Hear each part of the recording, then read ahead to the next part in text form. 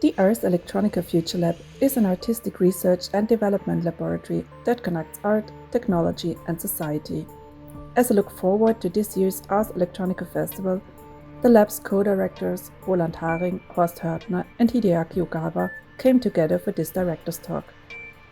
Once again, a special Futurelab Day is part of the festival, this year under the motto Creative Resilience for a Planet B, asking the question, after years of crisis, from the climate to COVID and the Russian war on Ukraine, how can art and creativity help build societal resilience to benefit everyone? The idea of personal resilience is quite popular, but it also receives a lot of backlash, since it is hard for a lot of people who are disadvantaged to be even more resilient. So how can we transform resilience from an individual to more of a societal concept? I think that being resilient actually is probably not enough, because resilience is, I think, in the core, it's a biological feature which allows you to survive and keep sane. Resilience is something, or resilient is something like a base feature, a core feature, which must be part of a society in order to develop further, but it's still not the step ahead. Yeah, well, basically this is again thinking of the future and imagine basically where you want to develop society yourself further. So where you can basically build new things which does not exist yet, new ideas, new visions. But this is also something which mankind has always been doing in all of its history of evolution. To always go forward. When you look especially at COVID is much more than resilience, because our society was fundamentally changed. And when you look back, it was a painful way, but there is a lot of progress that had been done. And I think it is important to look at this as well. So to basically look at what you have gained. And I think this should be also then the motivation to be resilient, because by being resilient you can also learn, because what you learn actually is how to cope with a situation, a problem that you had probably not experienced before, which came in a way, affected you negatively, but you found a strategy how to solve it. And this strategy, this element, this is really progress by itself. Then also for inducing this, change and also mindset, again, art is a very powerful, role, has a powerful role. And it can be a free space, an open space that people can think, And we don't need to consume product. We don't need to follow just, the policy, but rather how individually we can be one single responsive person. This was a resilience not by individuals. This was a resilience by the community. But that was really an act of solidarity. It was the knowledge of humanity. It was the science that has driven us to that point where we are at the moment, and the way of solidarity. I think that for this future that is as vague as the future was within the crisis, solidarity could be a really strong helping tool, a vehicle to achieve somewhere. And it's not the single individuals who might know the answers. It's us as a community. We need to get closer in order to overcome the problems of the others. I think what's probably also interesting is then to reflect what these elements are which help that solidarity emerges and that things like that happen. And I think very important point is communication, and also to share ideas and visions and have a joint thinking basically, and follow the same ideas and to basically support this kind of communication, which is needed between a lot of different groups of stakeholders, because otherwise if you don't understand each other, and then everybody's going in a different direction. And for that, I think for that understanding, also art and what we are doing here can be very important. To build these bridges of communication, to have more fluid exchange of ideas, to simply have this joint effort to find the best ideas. Yeah, then so what if art is a system? You know, art can be creating the tangible future questions.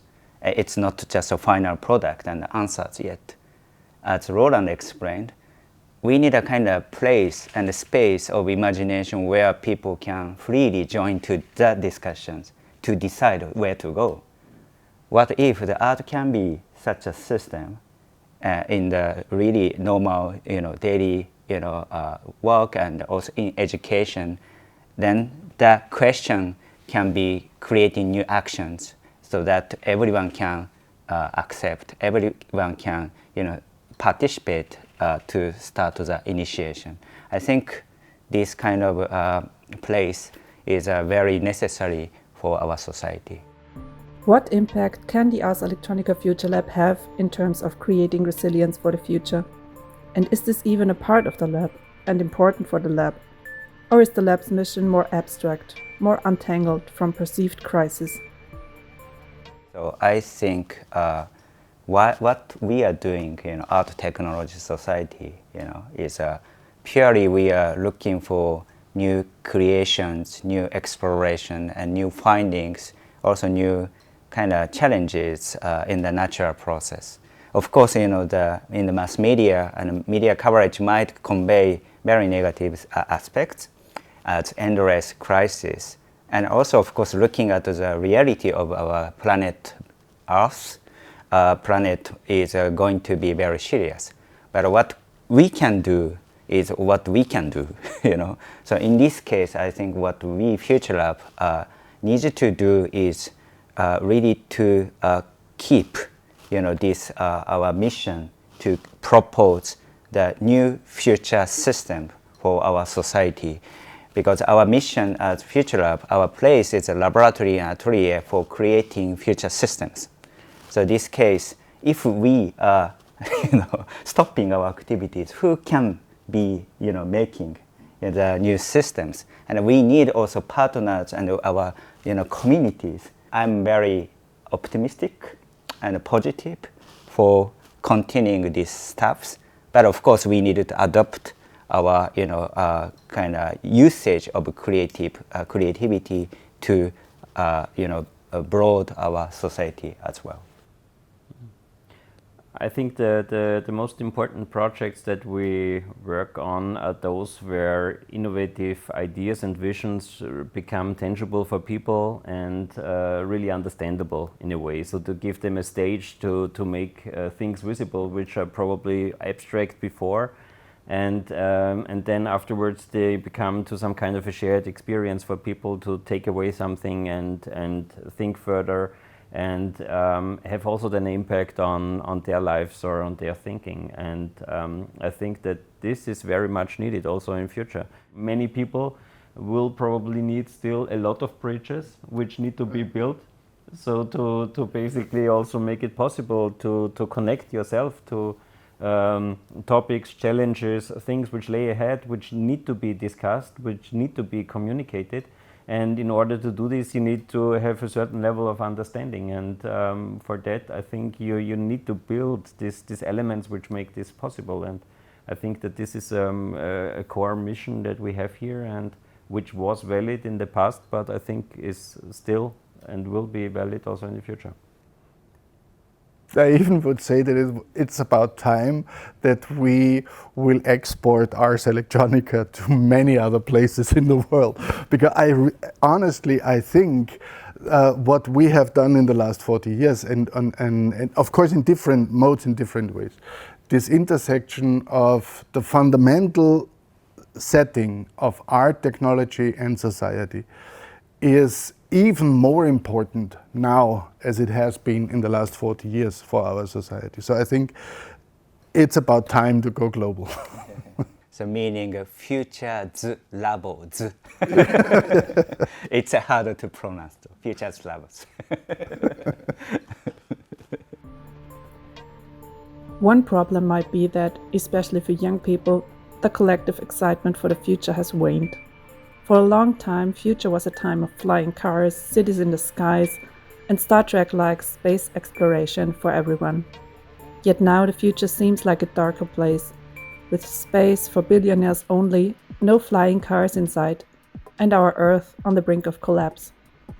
So, what new future inspirations, future narratives can we find? How do we create a positive storyline for humanity? I think that it is drastically important to try again, similar to the pandemic, to try again to come together in a solidarian way and try to co-solve, try to co-answer the challenges and the questions, rather than one single institute or one single person standing up and saying, that's the way. It is about really trusting our community, trusting humankind in order to be able to make the world a better place. And also adding to that, we tend to think the future is in some days, very abstract. Recently, I found also the importance to set the deadline, meaning end of some period. By changing the idea of future from abstract mode to be more tangible period, suddenly you will start to think about priority and also technological capability, and also ourselves, what I and you can do in the period of 5 years. Not forecasting. Forecasting gives us very scary visions. For protecting that, envision, then backcast might give us a little bit more tangible process. So I think this end-driven, it's not maybe futuristic, but at least this is a future, So this kind of a little bit shift of, approach might be helpful also for our time. That is very true. I think that is a very, very important thing to understand, that forecasts are projecting the present into the future, which doesn't really help if you want to create new futures. I think there are still a lot of also positive future visions, narratives out there, and it's actually, as I said, a personal decision what it is that you look at, that you believe in, that you want to also the future be. For me personal, I think that we live in a really fascinating time, as we are in the middle of the fastest transformation of culture, of technology. When you look back like 5 years, 10 years, like so much is changing in such an unbelievable speed. So I think just from the point of view to learn about mankind, learn about our society, who we are basically, it is an unbelievable time as so much is happening in one lifespan. When you could pick the time in which you want to live, and I would pick the present, because it's really like most thrilling time, and I think that there will be many things ahead of us. I'm looking forward to that. And simply travel different places after this experience, because now it's time to go on a new journey on the new planet B, in a way. So because it's different. So far we couldn't fly, and also my case, I couldn't get back to my country. But the process and also new encounters with different differences are much more beneficial.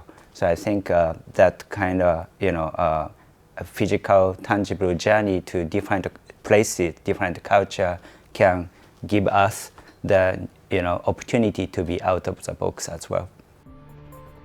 Do you consider the Ars Electronica Futurelab itself to be a resilient institution?